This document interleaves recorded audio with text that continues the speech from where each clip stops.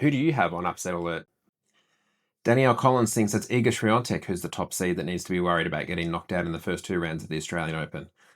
But for me, there's a men's and a women's top 10 seed that needs to be at their very, very best from the start of round one, or they risk an early exit from the Australian Open.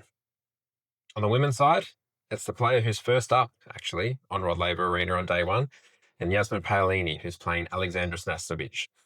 Sasnovich is a player who did come through qualifying and looked really solid, and the experienced players played some really great tennis in Australia in the past. She also finished 2025 quite strongly. She beat Naomi Osaka late last year and looked to really start to string together some really impressive results. So, one to watch there, I think, first up on Rod Laver Arena for day one of the main draw. On the men's side, I'm looking to Alexander Bublik, the Hong Kong champion, comes in here fresh into the world's top 10 for the first time.